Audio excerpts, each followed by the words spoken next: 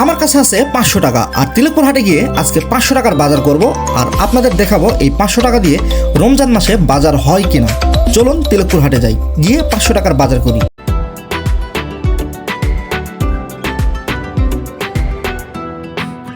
এই ঊর্ধ্বগতির বাজারে 500 টাকা দিয়ে কি আদৌ সংসারের বাজার করা সম্ভব, নাকি মাঝপথেই থেমে যেতে হবে? আজ আমি এসে গেছি তিলকপুর হাটের চ্যালেঞ্জ নিয়ে, দেখি শেষ পর্যন্ত কি হয়। আজকের এই ভিডিওতে আমি এসে গিয়েছি আমাদের পরিচিত তিলকপুর হাটে, আর চারদিকে মানুষের ভিড়, দোকানের হাঁকডাক, আর প্রতিটা জিনিসে আগুন বরাবর দাম। বাজারে ঢুকেই বোঝা যায় সময়টা কতটা কঠিন। চলুন আজকে দই দিয়েই শুরু করি। আজকের প্রথম বাজারটা হবে আমাদের সেই কাঙ্ক্ষিত দই, যার দাম 140 টাকা। প্রথম জিনিস কিনা আমাদের সমাপ্ত হলো, আর প্রথমেই নিয়েছি একটা দই, আর যেই দইয়ের দাম ছিল 140 টাকা। আর এই দইটা ছিল সাধারণ কোনো দই নয়, এই দইটা হচ্ছে ঘোল দই, যেটা রমজান মাসে খুবই ডিমান্ডেবল। আর এখন আমি চলে এসেছি গুড়ের বাজারে, আর গুড়ের বাজারে এসে গুড়ের দামও ছিল আকাশচুম্বী। আর এইখান থেকে আমি গুড় নিব হচ্ছে কুষারের, কারণ এই কুষারের গুড় শরবত খেতে কিন্তু অনেক মজা। তাই 60 টাকা দিয়ে আমি কুষারের গুড় নিয়ে নিলাম হাফ কেজি। চলুন এখন একটু কাঁচা বাজারে গিয়ে ঘুরে আসি, কাঁচা বাজারের কি অবস্থা একটু দেখে আসি। আর হাতের কাছেই পেয়ে গেলাম টাটকা ডাটা, আর এই ডাটাগুলো অনেক টাটকা ছিল, তাই একটু নিয়ে নিলাম। আর এই যে আটিটা, এই আটিটার দাম ছিল মাত্র 10 টাকা। আসলে এই ডাটাটা নেওয়ার প্ল্যান আমার ছিল না, কারণ আমার এই ডাটাটার কোনো প্রয়োজন ছিল না, আর আমি ডাটা খেতে ভালোবাসি না।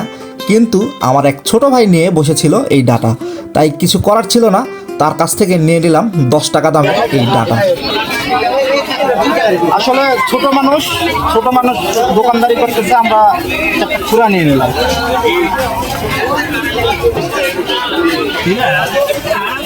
রমজানে কিন্তু পেঁয়াজ 35 টাকা কেজি, আর কাঁচামরিচ হচ্ছে 100 টাকা কেজি। মোটামুটি পেঁয়াজের দাম কিন্তু কম আছে। ডাটা কেনা শেষ করেই চলে এসেছি পেঁয়াজের দোকানে, আর পেঁয়াজের দাম কিছুটা কম থাকলেও কাঁচামরিচের দাম ছিল আকাশচুম্বী। 100 টাকা কেজি দরে আমি 1 কেজি কাঁচামরিচ এবং 2 কেজি পেঁয়াজ নিয়ে নিয়েছিলাম। আর এখন আবারও চলে এসেছি কাঁচা বাজারে শশা কেনার জন্য, দেখি শশার দাম কেমন হয়। কিছুদিন আগের একটা ভিডিওতে আপনাদের দেখিয়েছিলাম আলু এবং শশার বাজার দর। আলু আমাদের এখনকার বাজারে মোটেই 200 থেকে 250 টাকা মন, আর শশা এখন 3200 থেকে 3300 টাকা মন। তাহলে শশার দাম কেমন হবে বুঝতেই পারতেছেন। 80 টাকা কেজি দরে আমি শশা কিনেছিলাম হাফ কেজি। আপনারা ইতিমধ্যে বুঝতে পেরেছেন আমি কি ধরনের বাজার করছি। হ্যাঁ, আমি এই রমজান মাসে যেগুলো খুবই প্রয়োজন সেই বাজারগুলোই করছি, এবং যেগুলোর দাম সবসময় কম বেশি হতেই থাকে। চলে এসেছি মাছের বাজারে, আর এই যে মাছগুলো দেখতে পাচ্ছেন এগুলো হচ্ছে পদ্মার ইলিশ, আর এই ইলিশের মূল্য ছিল 1300 টাকা কেজি। খুব একটা বড় ছিল না, কিন্তু দামটা মনে হয় একটু বেশিই ছিল। আর এই ইলিশের জাটকাগুলো দামটা একটু কম ছিল, আর এই ইলিশের জাটকাগুলোর দাম ছিল 450 টাকা কেজি।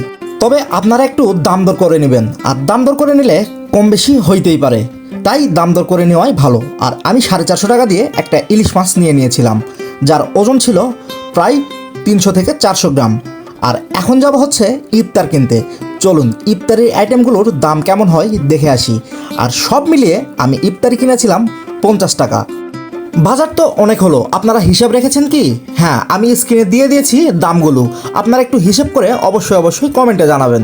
আর এখন যাব হচ্ছে কাপড়ের দোকানে একটা গামছা কেনার জন্য, যেহেতু এখন রমজান মাস, নামাজ পড়ার পরে যদি একটু ফ্রেশ গামছা দিয়ে হাত মুখ মোছা হয় অজু করার পর, তাহলে কিন্তু ভালো লাগে।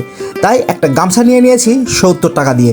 এই গামছাগুলো কিন্তু একদম তাঁতে বোনানো, কোয়ালিটিও অনেক ভালো ছিল, তাই একটা গামছা নিয়ে নিলাম। আমাদের বাজার করা এবং সব কিছু মিলিয়ে অনেক সুন্দর একটা সময় কেটেছে, আর আপনাদেরও হয়তোবা অনেক সুন্দর লেগেছে ভিডিওটা। তাই যদি ভিডিওটা ভালো লাগে অবশ্যই শেয়ার করে দেবেন।